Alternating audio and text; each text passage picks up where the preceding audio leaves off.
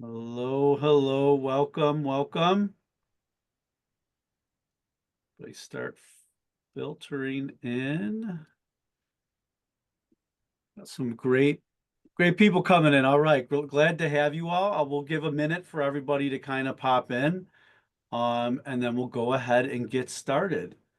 While we wait, if you want, you can go ahead and drop in where you're checking in from. In the United States or internationally. It's always good to kind of see who else values ethical storytelling and other organizations to maybe find ways to collaborate with. Um, yeah, Tucson. Up here in Buffalo was the first snow of the season. We made it all the way to December, which is pretty impressive for us. Great Boise, Fort Collins, Baton Rouge. Chile, Vermont, yes, represent. Oh, we got some Canada, yes, definitely represent. All right, cool.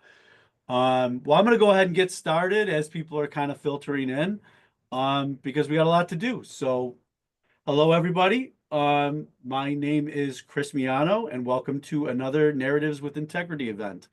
I am the founder of MemoryFox, and I genuinely want to thank you all for coming today. Um, so special thanks and gratitude to our esteemed panelists for taking the time to share their insights today about ethical storytelling, specifically when it comes to, which is today's topic, collecting and sharing stories of youth and families. This is, of course, a challenging topic, and today we're going to ask our panelists tough questions about the topic. And these questions were all submitted by you, the audience, so that will help us all tell stories more ethically using real questions from real people who have real problems that need to be addressed when it comes to this. So thank you all for your submissions. We read through and sorted over 100 of them, so it was a really good response. I can tell this is an important issue, and so I would like to finally thank, of course, my intrepid marketing director, Carly Euler, for putting this all together. She is tremendous, and we appreciate her dearly. This session is being recorded and will be sent to everyone who registered within 24 hours of the event. So be on the lookout for that email from Carly. So moving on to today's panelists. First, we have Amina Mohamed, the founder and executive director of Cameras for Girls. In 2018, Amina designed an initiative called Cameras for Girls to teach photography and business skills to women and girls in her home country of Uganda. To date, Cameras for Girls has empowered 64 young women in Uganda and 25 young women in Tanzania through photography, ethical storytelling, and business curriculum to help them get paid to work in a male-dominated media space. Thank you so much for joining us, Amina. Thank you for having me. And where are you? You're overseas right now, right? No, I'm still in Canada. I'll be Okay, going so you're up back in in Canada. March. Yeah. Right. Okay. Cool. Cool. Next, we have my friend Frank Velásquez Jr. This is, of course, the second time we've had the pleasure of hosting Frank on one of our panels. We appreciate him dearly. He is the founder of For the Hood and the mastermind behind the Ascending Leaders in Color Leadership Program.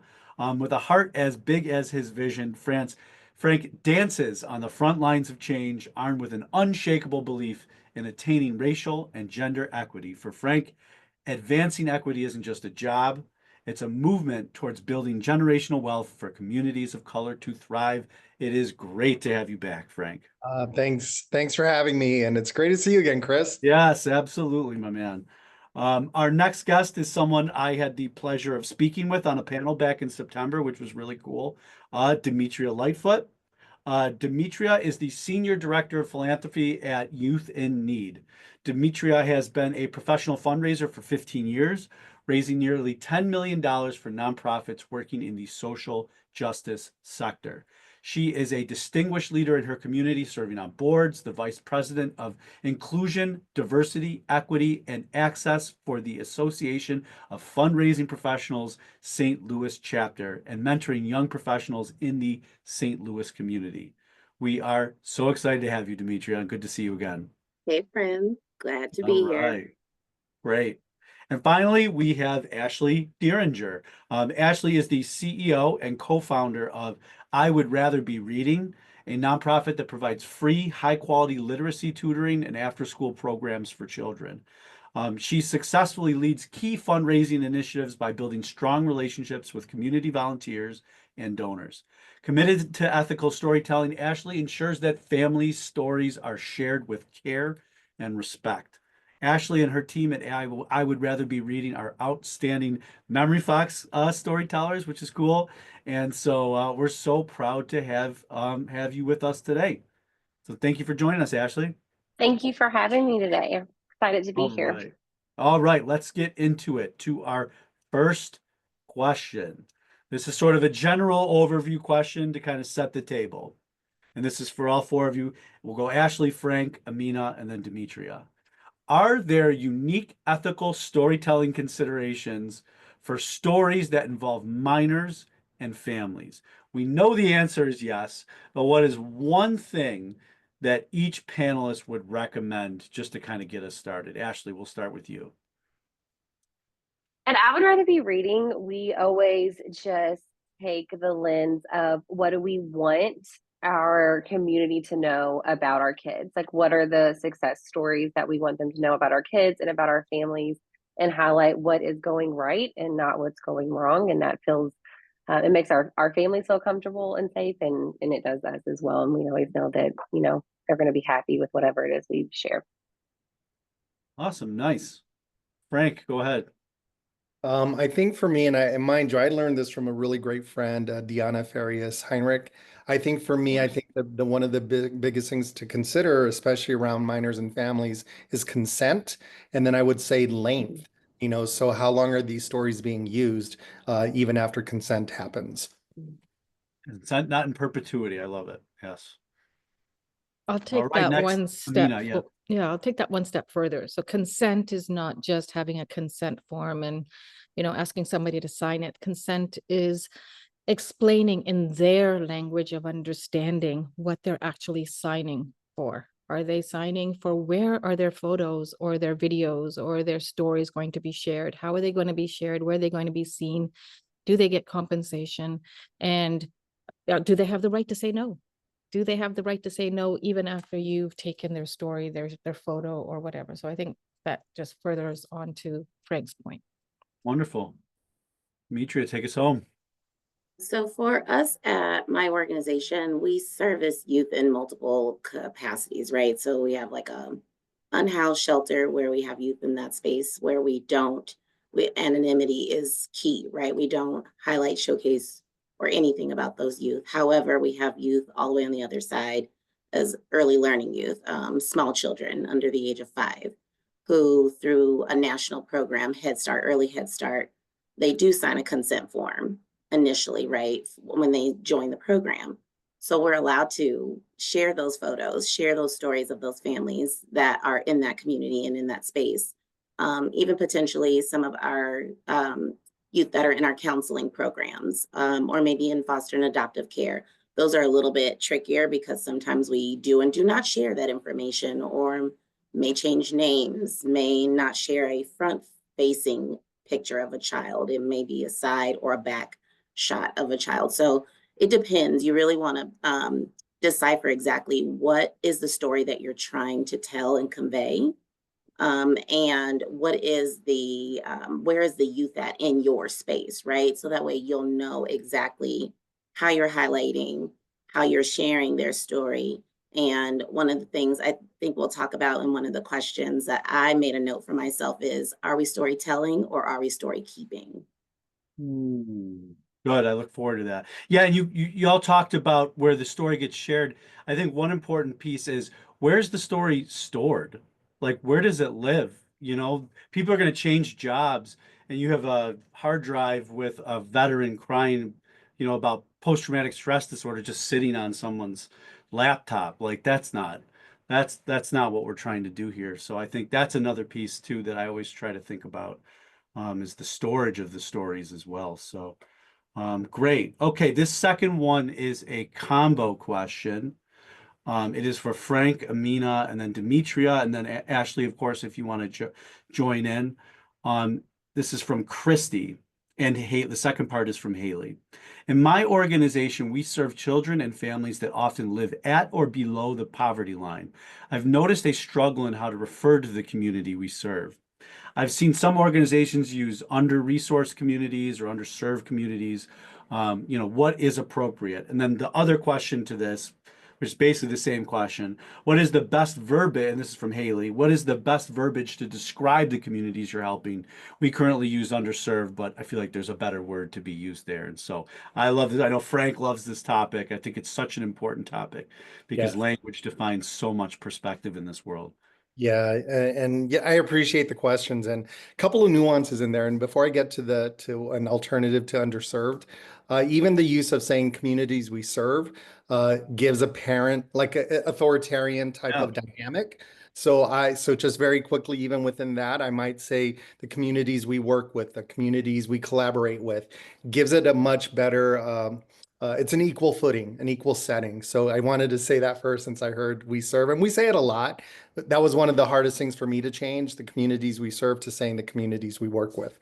But in regards to the actual question, and I'm going to frame it this way. So underserved, first of all, I do not like that word. People who know me know that I hate that word. What is this, at McDonald's? Oh, I know. So what it does, and we do this in a lot of the language that we have, is that we place we put an adjective, and then again over a historical period of time, that adjective connotes or connotates an image. So when we say underserved communities, we immediately in our brain over time, because it's been conditioned to, is we see Black and brown communities mainly when we hear those words. So what you want to do, and then we associate, those are the only people who are underserved, when we know there's lots of communities that are underserved. So the way you flip that is you don't talk about the community as a descriptor. So you wouldn't say like at-risk youth, you wouldn't say underserved communities, you talk about the region. So I'm going to say this in the sense of where I live. So south side of Tucson, vibrant, rich in culture, food, music, dance, art, and it has historically been one of the most under-resourced regions in our community. So just saying under-resourced region, you're talking about the region, you're not placing it on the people. And so what that does in our brain is it separates that connotation we're trying to make to the people versus the region. So that's what I say, is I say communities from the most historically under-resourced regions or something along those lines. It really does shift how our brain responds to that phrase. I will Really just kind of veggie back for those of us who may not eat meat. I piggyback because I do. um, off of what Frank had said, because I think to take that a step further, Frank, it depends on where you live, right? So in St. Louis, Missouri, it's pocketed, right? We are communities. Every city has its own little pocket inside of its city, and there's multiple cities within the municipality. And within that municipality, there might be 2 regions, right? So if I say the region, that might be good for where you are in Arizona, but in St. Louis, that encompasses a very broad group of individuals that it may not hone in on the focus of who I'm trying to tell the story about, right? So I think to your point, that is a very credited point, but I think to that point, you have to think about where you are when you're telling that story, right?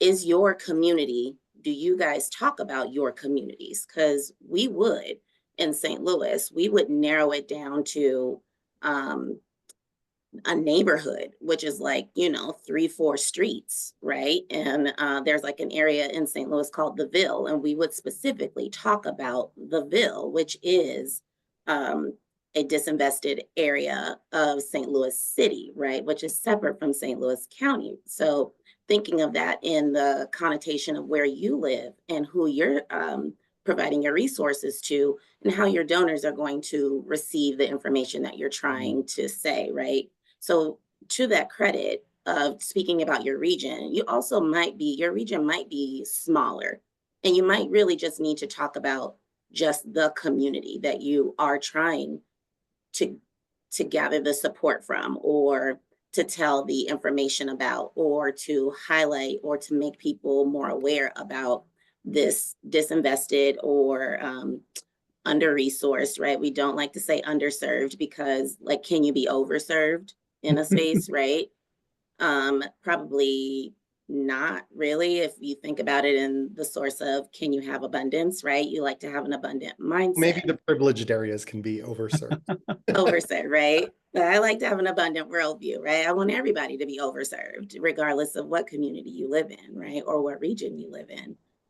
So thinking of it in that terms, or you can also say, like, they used to say underrepresented, or communities that are facing barriers, and then you can talk about the barriers that are specific to that area, or that individual population of people that you're talking about, right? Because that could be a specific ethnic group, that might be not necessarily Black and brown people, that could be people of Asian descent, right? You just don't know, right? Is who are you trying to get the information across? So when you're telling your story, you really should just like old school, map out a timeline. Like, what's your start of your sentence, the body of your paragraph, and your ending, and what do you want to say in between all of that?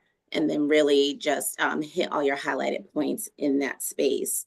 And then, of course, using community-centric fundraising principles as a good tool for you to gain that vocabulary of what is a appropriate word to share, so that way you're not you don't come across as a person who's not sharing the story in the wrong manner, but also you are not harming the people that you're sharing the story about. I appreciate you bridging the gap, like between there's the, you're trying to send a message to donors, but you also want to respect the people that you serve, and finding that balance. Amina, anything else to share with this? Absolutely. So I live and work in Canada, but our work completely takes place in Africa. And so learning that, I come from Uganda, but I grew up in Canada, and understanding the colonial landscape that was there, is still dominant in many places, and not using that language that is so, common to that, like beneficiaries. I hate that word. Like women's empowerment. I stopped using that. I call it women's empowerment, because they have the power. You just have to bring it out of them, right? They've already got it inside. So what am I doing by, what does women's empowerment really mean? So watching what you're using as your terms, because I'm not worried about what the donors are going to say. I'm worried about who I'm serving, who's going to feel and say.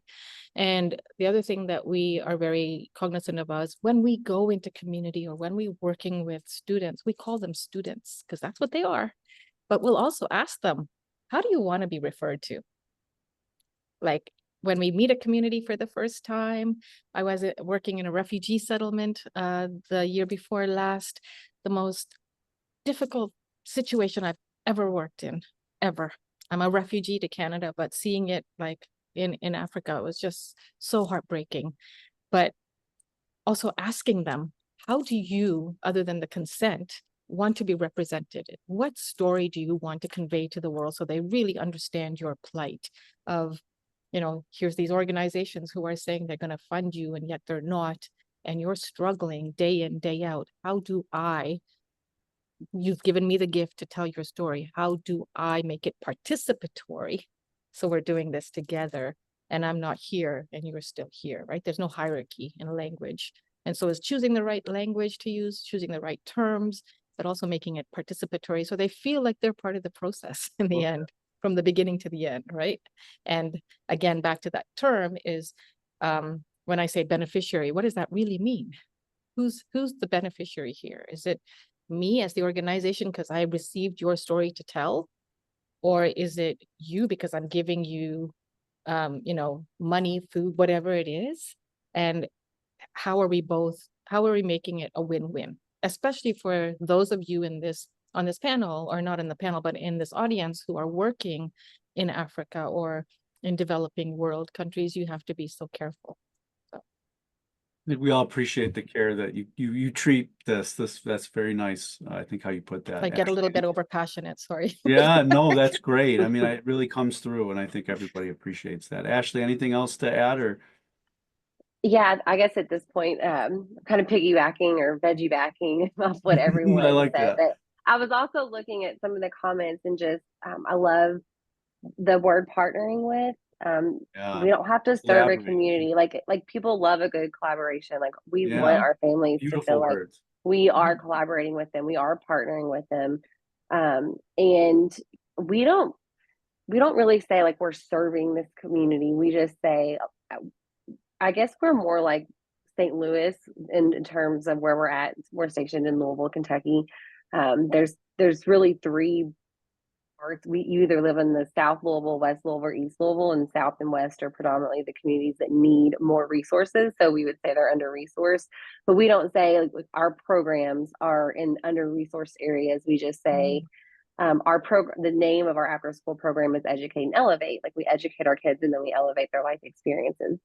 So we will just say our Educate and Elevate Atkinson program because it's based at Atkinson Elementary. So everyone in our community knows what neighborhood Atkinson's in. We don't have to say we're serving the kids that live in the Portland neighborhood. So it gives context while also being very respectful of the partnership that we have with our families. And I like what we talked about of just we don't have to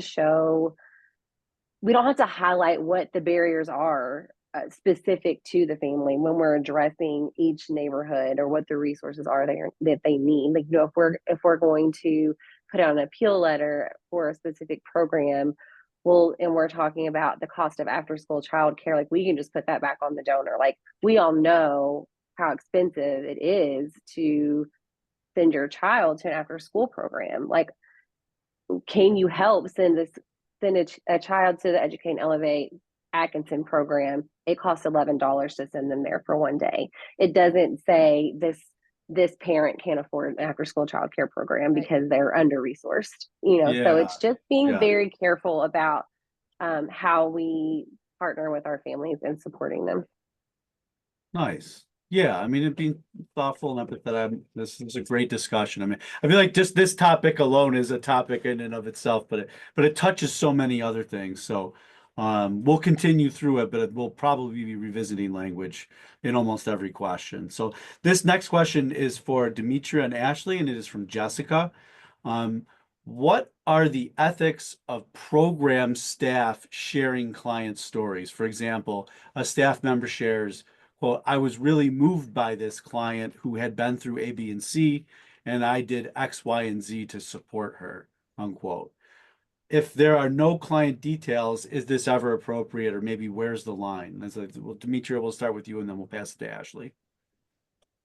So, again, depending on like your program, right? What does you want to always go back to what the policy of your organization and your programs are around protecting the anonymity of the youth that are in the program that are being served. So in our runaway and homeless youth programs, we would never speak on a name of a child, especially if they are currently in our care, right? So we would never, regardless of the story, maybe not even the details, we would never share that outwardly. We may share it inwardly or potentially at a board level at maybe like a mission moment, but we would still never share the name of a child or a youth in our program. So thinking of it in that respect. However, if there was a small child who came up to me, I was in a early learning center once, and the child ran up to me and like hugged my legs, and then for the rest of the day, the child was just stuck to me like glue. So I went back, when I came back to my office, I just said, he would say their name and, they were like my little buddy all day long, right? So I would share that information because I know that I can give that information. But again, it goes back to what's the policy and the procedure that you guys have set in place. And if you don't have any policies in place, then now's a good time to probably think about starting some, and keeping them in the vein of what is the least harmful to the kids or the families or the clients that are receiving the services that you are giving out, right? Who are you, like my panelists, the fellow panelists said, who are we partnering with, right? Because we're not necessarily partnering with the community, even though we are. We're really partnering with those who are directly receiving the help and the assistance from our organization. The community is the assistant to us being able to do this work for those who are here with us. So what's the least harmful way? Because think of it as yourself, right? If somebody were to meet you today and they went back and described you to somebody this evening, how would they describe you? And if you would cringe at the adjectives that they would use on how to describe you, then yeah, you would want to think twice about how you are describing those who are in your programs and your services as well. So just always keep that at the top of your mind. Cool. Thanks, Demetria. Ashley? Yeah, I agree with the policies and procedures. We've found in our after school programs that, you know, we all have our different things that we're good at. So, and on the development side of things, we have 10 after school programs. So we're constantly thinking about storytelling and how do we connect with our families and show them what's actually happening at the programs. How do we connect with our volunteers and our donors and show them what, you know, their impact is while being respectful of families. But that is not always at the top of our like program staff in their mind. And so it was hard to even get our program staff to share stories because there are so many different locations. And so we have monthly meetings at our, like we do a virtual meeting, and then every other month we shut down programming one day and we have all staff like, so a lot of times those things that our families are going through that are, you know, the tough things to talk about that we wouldn't want to share with the public or the, you know, then we're like, yeah, let's have those conversations internally where we can be very, we can acknowledge these are the things that our families are going through and how can we be responsive to that and how can we support them? How can we get them the resources they need? And we can talk about those things in our staff meeting to make our programs better and to better serve our community. But the things that our staff can share about our kids in the program, they're not allowed, like it's our policy that they're not allowed to post anything unless it's approved by the development team. And no, they did not pay me to say this, but I will say that MemoryFox has made that so much easier. In the past, we would do like at our staff meetings, it'd be like, this is social media worthy, this is not. And they were still never allowed to share it. But we would be like, please capture, we know you guys have this fun activity plan, capture a picture of this, do this, we want to put, and they would never do it. But now that we know what's happening in our programs and we know what we do want to share with donors and families, we can send those links out. And sometimes our families do it at home, sometimes our staff do it at the program, but it's all in our database. And so our staff know you're not allowed to share anything because we just want to make sure that it is ethical. And then you all are welcome to follow us on social media. And if you do, we hope that you do, we will tag you in it. So if you want to show with people all the great work that we're doing, we can say, look at what Miss Talitha did today at the Jacob Elementary site. And it's already approved by us and we have that story and we know the families are comfortable with it, and then they can highlight all the great things that are going on at their program. Wonderful. Thank you for that. That was really good. I appreciate your insights on that, and I'm glad we were able to help. Can I just add one thing, Chris? If Yeah, that's absolutely. Is that the danger becomes that maybe you share a story that you didn't get approval for, and your neighbor doesn't know that you're getting support, especially when you're maybe a woman in a domestic abuse situation, right? So we have to be like very careful about who and how we share those stories, because we don't want to do further harm. So I just wanted to add that point. Sure. Yeah, absolutely. Yes, absolutely. At our programs, we get consent from every single family. Like we sit down and talk to them about it when they sign up, and we know if their families are comfortable with it from the get-go. And then our teachers are aware of, like, these kids are not allowed to be in pictures, they do not want to be mentioned, they don't want to be in a newsletter. And then through the MemoryFox, there's a double consent that goes out on top of it, just, to make sure that everybody's comfortable with anything that goes out. I might hit you up, as I'd like to see that. It would be interesting to see that document, because I think maybe we can learn from that. That's nice that you have that policy, though. It's very important. Okay, cool. All right. So we're going to go on to question number 4. This is another combo question. This is for Amina, but certainly everyone else can join in. Continuing on with consent. These are from Holly and Kylie. The first one, how can we ensure informed consent from both parents and young participants in storytelling initiatives? And should a parent guardian be able to speak on behalf of a child, or should their child tell their own story?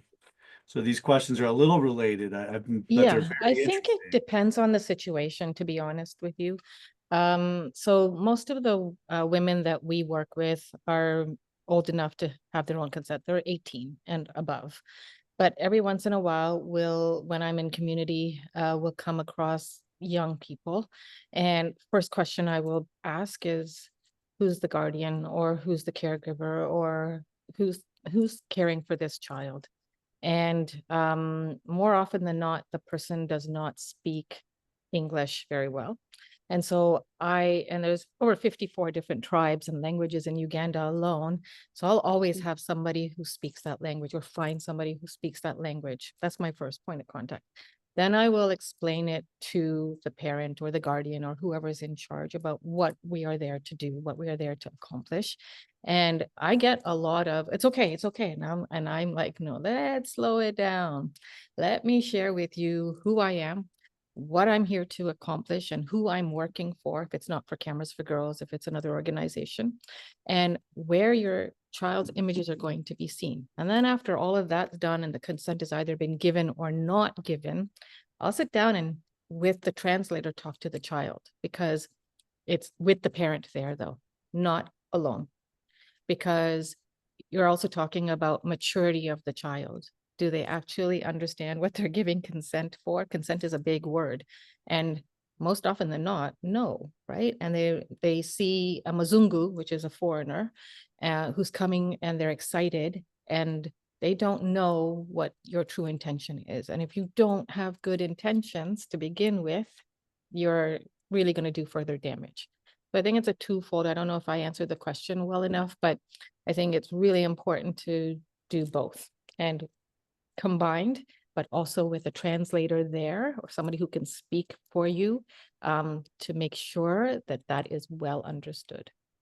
So in regards to the second part, the speaking on behalf of a child, and maybe other people can kind of jump in too, versus the child telling their own story. I feel like that's a really interesting nuance.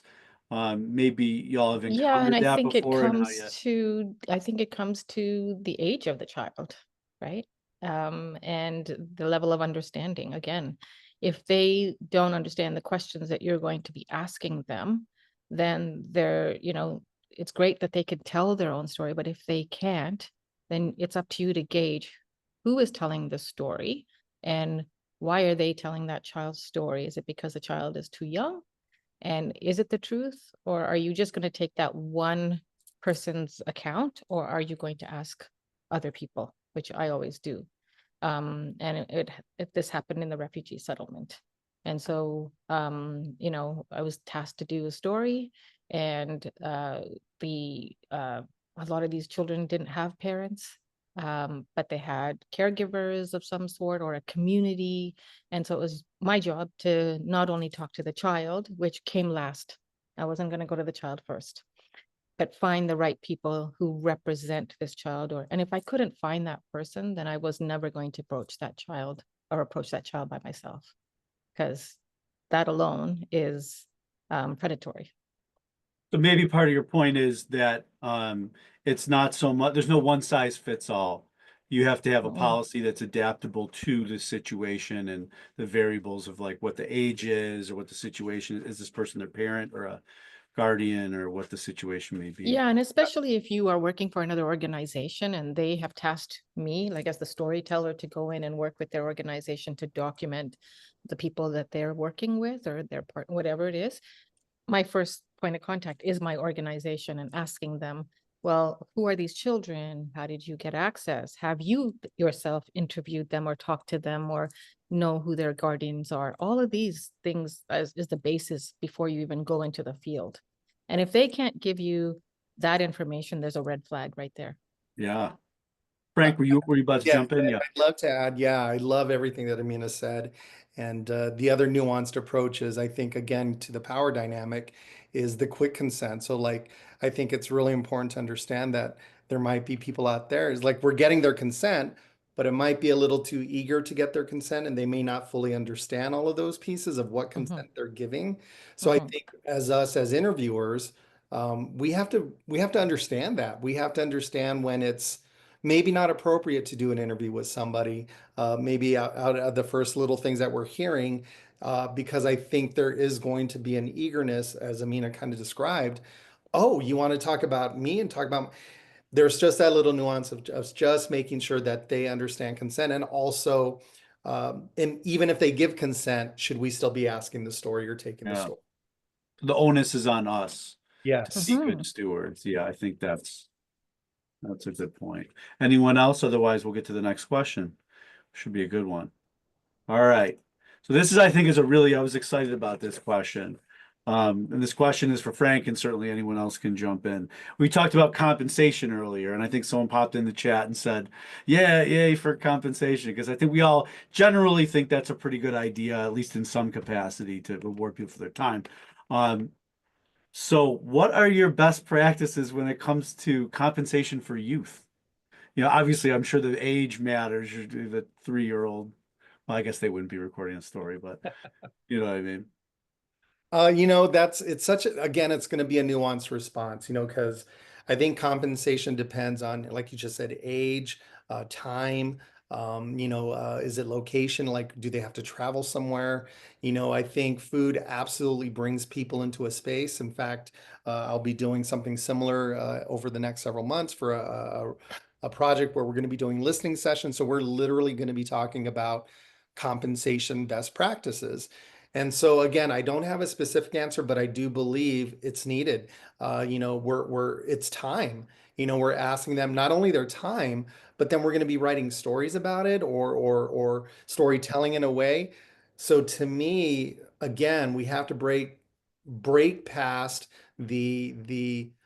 that power dynamic, and certainly, and even the conditioned stories we've told ourselves, like, oh, they're not just telling their stories, or we got to think about like the NCAA. It's like, oh, they're just going to college. Why do they need the money? It's such a messed up system. So similarly, I would say this in this vein is that compensation matters. I don't have specific best practices other than I know gift cards, I know food at the event, but also gift cards when they leave. And all of those pieces, those have worked in spaces that I've been in, but I would absolutely open it up to the other three, but simply just by saying, we need to do it and we need to get over the hang up of certain folks thinking that, oh, we're paying them for whatever. It's like, yeah, we're paying them for their time and effort in their stories. That's a good point about Lynn Wester. I don't know if you all know her, but she was telling me when you give someone a gift card, be careful, know what they prefer. Don't give a child a Starbucks gift card. And she's seen it before. I was like, what? Yeah. That's Yeah. crazy. But yeah, anyone else to join in? We gave Any like gas experiences with it? Yeah, giving out Starbucks gift cards. All of those. Anyone else with any experience? This is kind of a new thing. I mean, I think traditionally this has not been done. And so we're kind of learning. I think we're all learning as we go. Something that I brought up in my organization to my chief development officer that we need to start doing, especially at like our galas, where we have sometimes we do have client speakers who are past recipients of services. So if that is something that we're asking of them, then yes, we do need to start compensating them for their time. So I just continue to preach it to the higher ups until I'm blue in the face, which I'm kind of brown, so it'll be a little hard. And they just get tired of hearing me say it, and they figure out a way to do it. Or if I need to, as a shameless fundraiser, do I need to go and find an underwriter, right? Like, do I go and tell this story about how we are telling the story of our clients and how they have excelled and exceeded beyond where they were at a point in life when they came to us. And now look at where they are. And this is a drop in the bucket in comparison to, you know, what we can do to be grateful for them, right? To just share their words to our you know, our constituents, all the donors in the room. I have issues around the whole highlighting clients in spaces like that, and that could be a whole nother panel discussion.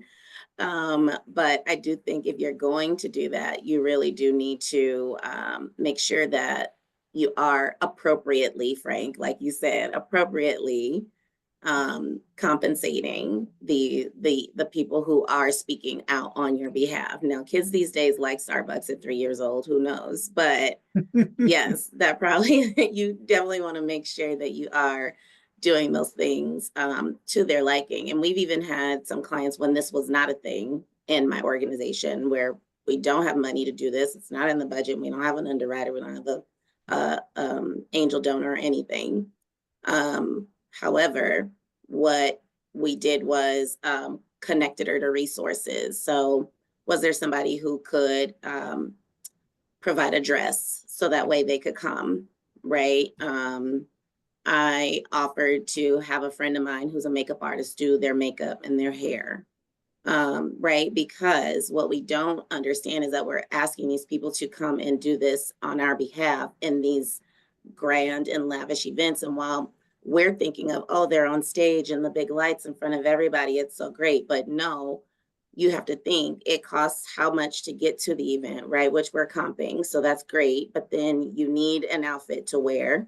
You need shoes. If you're a woman, you need your hair and your nails done and all the things, right? You want to get your makeup done, and we want them to feel appreciated and loved, right? So there's a lot of cost associated with that. And now are we exploiting them to a point where they really can't even afford to come and speak, right? So thinking of it in that respect as well. So while it's not just a stipend or sharing your words with us, what are they going to be put out by us asking them to come to our event? Yeah. Right. Like I said, I feel like this is kind of a newer thing, and I've been learning more about it, and everyone's really kind of been working through it. So, okay, cool. Next question is for Ashley and Demetria, and this is from Alex. When you're working in a school, what are some best practices to build trust and gather stories with students' families when that engagement time might be limited? So you don't have a lot of time to spend with them. So you have to build trust pretty quickly to be able to get consent and to be able to have a good experience. Ashley, if you want to get us started. Yeah. So, like we talked a little bit about this, but whenever we go in schools, like I said, we're in 8 schools. So we try to establish what buildings we're going to be in before the school year starts, work closely with whoever the admin are so that we know, like, when is your back to school night? When is your open house? When is your literacy night? Are you all doing anything over the summer? So we will have our community outreach team, our AmeriCorps members active at the school just throughout the year, even when programming is not in session. That way the families there, whether they're enrolled in our after school program or they're not, are just used to seeing us and interacting with us and knowing that we're already an integral part of the community. And then once we enroll our kids in the program, at this point, a lot of them are returners, but every year we get some new kiddos. We do like a back to school or a back to after school program night where they can just come meet us at the development level, meet the teachers in the after school program, meet the tutor, just like you would any other back to school event of like, hey, we thank you for trusting us with your kids. You know, in this after school hours, are there any things that you want us to know about you, your kiddo, what they like, what they don't like how can we best serve them? Is there anything you would like to see happen at the school year or at the program? And they seem to really enjoy that. That's where we get our first consent of like what things, you know, are we allowed to take pictures of them? Are we not? Just that basic consent. And then we hold monthly family night. So we do have a partner that helps us. We poll our families and ask them like, what are the resources that you do need? So we have a partner that brings in those resources once a month and feeds, or they have like a catering list that we ask our families like, what are your favorite foods? And then we're thankful, you know, not everybody has that partnership, and we hope that it lasts a long time. This is our second year with it. So we'll be like, hey, after the program, if you all want to stay, you can. This is what we're serving for dinner. This is the resource that you guys asked for. We provide an enrichment to keep the kiddos busy. That way that if the kids want to stay with them and us as we're talking, they can. If they want the kids to go to the fun enrichment, they can do that as well. And then also I 1000% agree. I cringe when I see galas that ask people to get on stage and tell like sad stories. It's like I have PTSD from it. Just like watching it happen, I cannot imagine some of the way some of the families feel like, and it can be done like some better than others. But I told Natalie when I first met her, I'm like, I wanted to go on this ethical storytelling journey after I went to a gala one time and I saw, and it's an organization that I donate to monthly. It was a weekend feeding program. And they had this little girl and her mom get up on stage and talk about like how they didn't have food at home. And the little girl's crying and like, how defeating is that for a mom to have to admit in front of all these people who are dressed to the nines that she can't feed her daughter like that. And it just like, you know, made me say, I never, ever want to do that to one of our families. So this year we started meeting with, like we're doing hopefully more eventually. We were starting with 3 times a year. We're going to do our first one was right just a couple weekends ago before the holiday season. We got a Kohl's grant and they let 4 families go on a shopping spree. And we're like, we do want to know our families and build trust. But we took them out to breakfast and then they went on the shopping spree. And we weren't asking them to tell all the details, but you could just tell because all of those things have been put in place like throughout the school year. They asked us, like, why did you choose us to come, like, out of all the families you serve, why did you choose us for? Because we didn't ask them to do like an angel tree situation or submit this because you need help. And we said, you know, we just went to our site directors and said, what families do you see or like making an effort to make sure their kids come every day or very like are in constant communication? Like, what families do you think would really appreciate this and want it? And they, you know, we called and asked if it was an opportunity you'd be interested in. And they liked that. And after they asked us why, they started telling us like all of the reasons that it was helpful. And we did not want them to do that at all. It was not expected. And even though they were families from 4 different sites, it was like they were able to bond over just kind of being in the same space, even though they had never met. Their kids are different ages. They had a different number of kids. They live in different communities.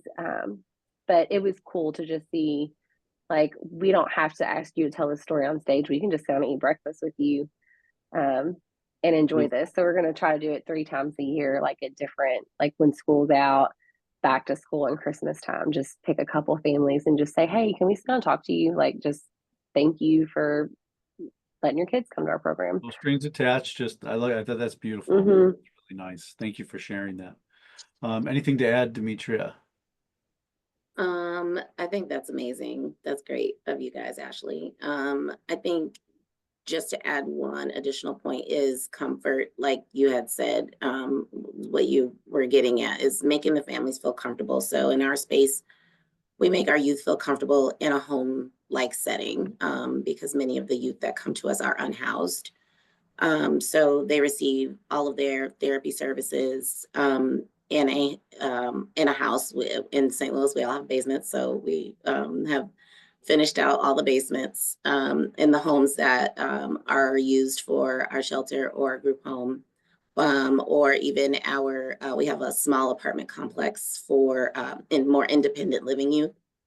And we use one apartment unit as like the staff unit, and that's where they will go to receive therapy services. So it's more that you're just chilling at home, really, right? And not that you're coming into a building space that looks very corporate-y, kind of like, and could kind of be off-putting for youth who are averse to like authority figures or things that look more formalized.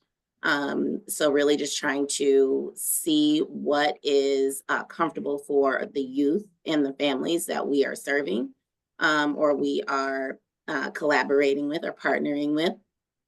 And how do they feel comfortable, and then never pressuring them, like Ashley was saying, just talking to them, right? Never pressuring them, allowing them to self-identify where they want to be in that space.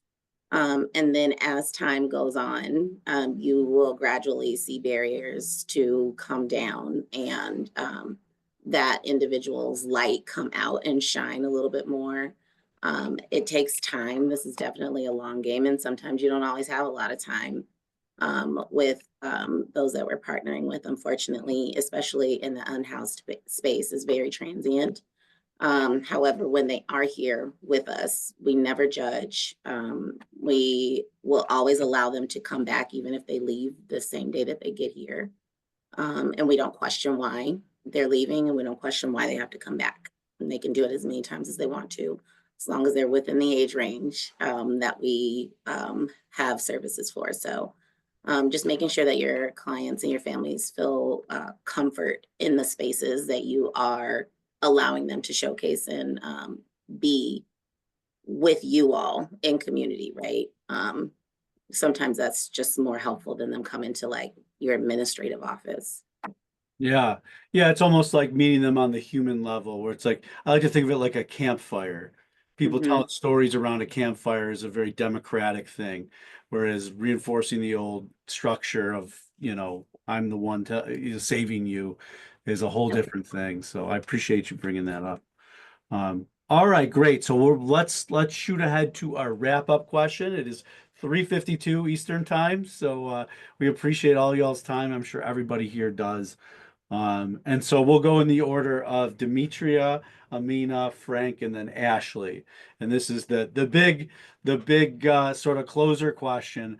What I always like asking this question to people is like this type of advice. What final piece of advice do you have when it comes to ethically collecting and sharing stories of youth and families? Something we didn't have time to cover today, or something that you'd actually just like to reiterate or go a little bit deeper on. Demetria, we'll start with you. I think everything that was discussed was great. Not exploiting your clients, top of the list, and allowing them to self-identify in their space, allowing them to find comfort where they want to be in how they participate with you. Not because we can also be very savioristic at times, like we've got this that we can give to you, let us help you. No, let them tell us how they want to be helped, and then we plug in from there, right? And I know that we think of it, some of us may be social workers. I'm not, but I've been in this sector with social workers for the last 15 years. And so I've got a mentality, and I want to just be helpful. But, sometimes that helpfulness can be exploitative to those that we are trying to provide the assistance to. So just allowing people to find their comfort zone with you, and then you fill in where they need you. Great. A beautiful point. Amina. Frank said it, do no harm, right? That's your golden rule. Sharing someone's story should never compromise their safety, their privacy, their dignity. It should never come ahead of your goals as an organization, considering long-term impacts, especially for youth. So maybe today you tell their story and you put it out there on social media, and years later, where it still lives, they see themselves reflected in that story of the past when they might have moved well ahead into the future. Applying for a So, job. yeah, know? exactly, right? Like you have to be mindful of, fine, I've got this amazing story and we're going to share it as an organization, but not taking into effect how it could affect them now, in the near future, in the far future, is being irresponsible. And then again, balancing your needs. But I'd like to share one last tip, and I think I shared it earlier. As a photographer, when you take digital photography, your camera will kick out what you can't see, which is called EXIF data. That tells, your exposure, your all the things about the technology. But what it also does is show the location or the GPS location of where that photo was taken. So if you're working with young people, youth that can be trafficked, you are actually adding to the problem. So you have to be very careful about where you share this imagery, because even if you don't say taken in Uganda, taken here, you are kind of feeding the problem through that EXIF data that only your camera can see, but the AI tools that are out there can pick up on very easily. Is it possible, I didn't ask you this earlier, but is it possible to change that setting so that location Yeah, I data think isn't you can. saved? I'm not sure. I'd have to look into that, but it's embedded in that photo in the EXIF data. So it's easy for me to see, oh, where Yeah, was that image taken? I can find it in a minute, even if they didn't share it, right? So just to be mindful of that. great. That's definitely something I learned new today. All right, next we'll go, I believe it was Frank was next. Yeah, so we didn't really talk about this, and I'm like thinking, I know it happens. So when we talk about when we have clients tell their stories, somebody's helping them write that story. So I had some really horrible flashbacks, and when I was I led an organization where we helped students through their job training programs. Then we would parade them in front of a group to say, tell their sad story so that we could get funding. And we invited legislative officials and just, man, like that flashback of like how I remember specifically one young woman, she was probably late 20s, maybe early 30s. She struggled to get through it and she cried. I remember on my shoulder and we're like, oh, you did great. And we helped her write that. And so I think for those of us who do work with clients and we do want them to share their stories, that again, it's on us to, however we're helping them shape their story, that we're not causing harm and that we're not highlighting only the negative pieces in their lives. And then also making sure, are they even ready to tell the story? This young woman was not. And I reflect now and I'm like, oh my gosh, how horrible that was that we put her through that. She made it through and she got a lot of applause, but she wasn't ready for it. And so I think, again, I sense that a lot of us work with clients who are going to tell their stories, but they're not writing their stories all on their own. We're helping them because I know that's what we did. So I think that would be the last point that I'd like to share here is like, just be wary of how we're writing and crafting stories for our clients to tell. Thank you. Thank you for sharing that. It must have been tough. Ashley, take us home. Yeah, I guess I would say I'd second what Amina said, just consent, consent, consent. Do not post anything that your families are not comfortable with. Just making sure and double, triple checking. And then celebrate and not exploit them. And then just don't overthink it. Like sometimes I think because there's so much conversation around ethical storytelling, within our own department, sometimes like, well, what are we going to post? When we like overthink what are the stories that we can tell and making sure that we're not. And for us, it's like, just go back to the mission. We're a literacy organization. We want to help children read. We want to eliminate the barrier of affordable, high quality after school care.